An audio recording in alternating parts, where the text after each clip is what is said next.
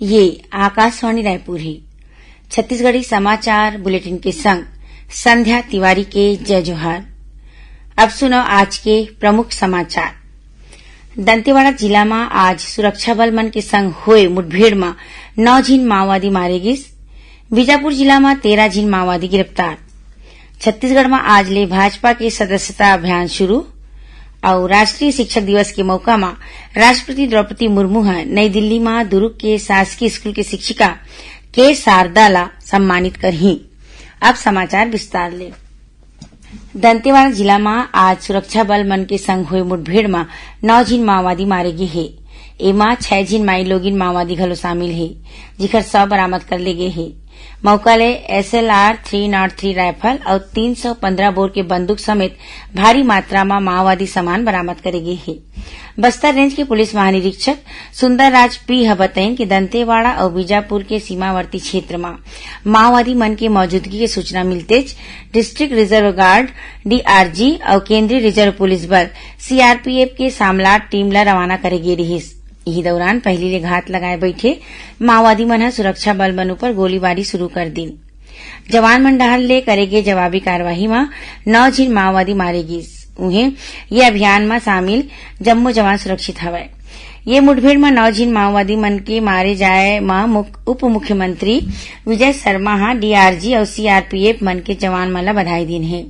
उमन कही ने कि छत्तीसगढ़ में नक्सलवाद खत्म होवत है और ये हमर जवान मन के सेती ले संभव होवत है। उमन कही ने कि बस्तर में शांति स्थापित होवत है और अवैया बेरा में छत्तीसगढ़ नक्सल मुक्त हो जाही। एती बीजापुर जिला में सुरक्षा बल मन आने क्षेत्र ले 13 झीन माओवादी मन गिरफ्तार करे है। एमा ले 7 झीन माओवादी मन गंगालूर क्षेत्र ले और 6 झीन माओवादी मन तर्रेम थाना क्षेत्र ले गिरफ्तार करे गए है।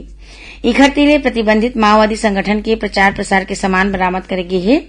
ये कार्यवाही जिला पुलिस बल CRPF और DRG के संयुक्त टीम करी। छत्तीसगढ़ में आज ले भारतीय जनता पार्टी के सदस्यता अभियान शुरू हो गई है। रायपुर के पंडित दीनदयाल ऑडिटोरियम में राखे गए कार्यक्रम में मुख्यमंत्री विष्णुदेव साय भाजपा के सदस्यता ग्रहण करी। ये दौरान संगठन के बड़का नेता मन घलो मौजूद रहीन। राज्य में 31 अक्टूबर तक ये अभियान चलाए जाही। एकर तहत हर ब्लॉक में 200 सदस्य बनाए के लक्ष्य राखे गए है। कार्यक्रम में मुख्यमंत्री कही कि आज ले प्रदेश में संगठन महापर्व अभियान की शुरुआत हुई है।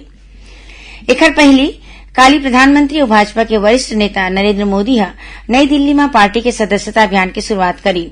ओमला पार्टी अध्यक्ष जगत प्रकाश नड्डा सदस्यता नवीनीकरण प्रमाण पत्र दी।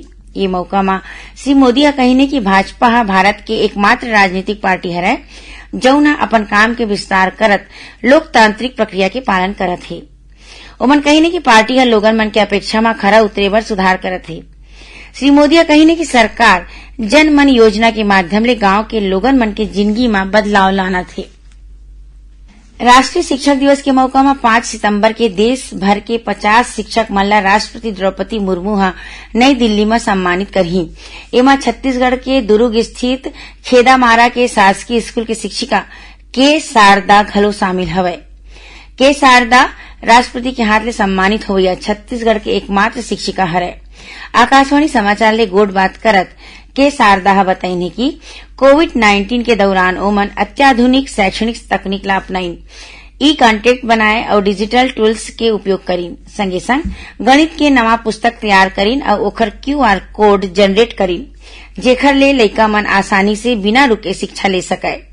उमन बताइने कि नवा शिक्षा नीति के तहत बहुभाषा ला बढ़ावा देबर उखर डहर ले कुछ एक पुस्तक घलो बनाए गए है।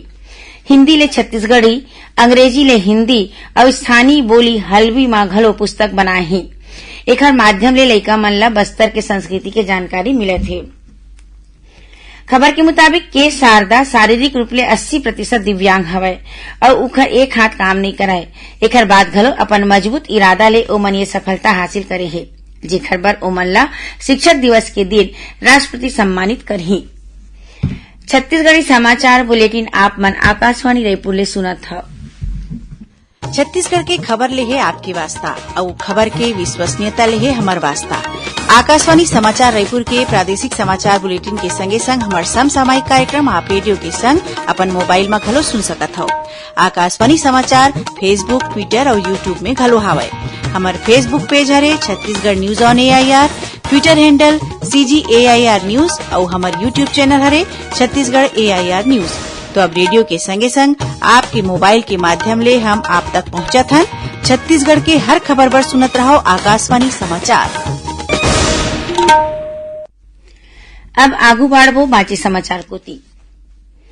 एक पेड़ माँ के नाम अभियान के तहत देश भर में अब तक 52 करोड़ ले ज्यादा पौधा लगाए गए हैं।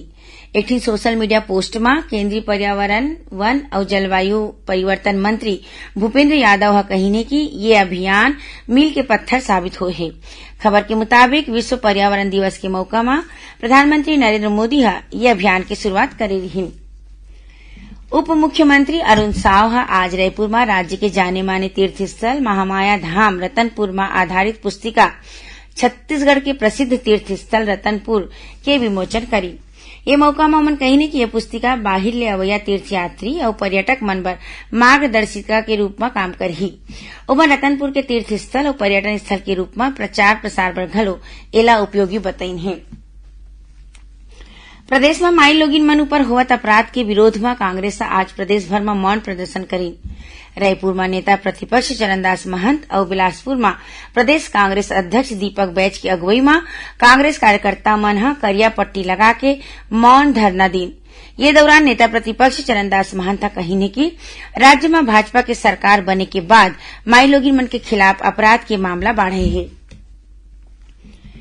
दुर्ग जिला में स्वाइन फ्लू ले एक और मरीज के मौत हो गई। जिला में अब तक स्वाइन फ्लू ले 4 झीन लोगन के मौत हो गई है। उन्हें 13 मरीज मन के इलाज जिला के आने अस्पताल में चलत है। जिला कलेक्टर ऋचा प्रकाश चौधरी लोगन मन ला स्वाइन फ्लू ले सतर्क रहे के अपील करीन है। उमन बताइन है कि स्वाइन फ्लू के बढ़त मामला ला देखत जिला अस्पताल में 10 और चंदूलाल चंद्राकर मेडिकल कॉलेज में 30 बिस्तर आरक्षित करे गए है। कांग्रेस विधायक देवेंद्र यादव के न्यायिक रिमांड अवधि 7 दिन पर और बढ़ा दी गई है। आज बलौदाबाजार जिला न्यायालय में वीडियो कॉन्फ्रेंसिंग के माध्यम ले हुए पेशी में पुलिस देवेंद्र यादव की रिमांड बढ़ाए की मांग करी। जेमा अदालत देवेंद्र यादव ला 7 दिन पर पुलिस रिमांड में भेज दी।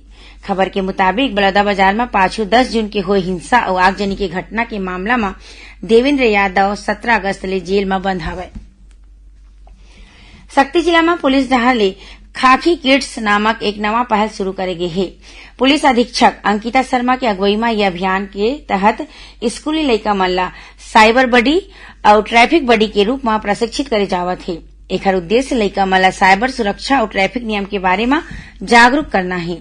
ये मौका में लइका मन ला साइबर फ्रॉड ले बाचे और ट्रैफिक नियम के पालन करे के शपथ देवई।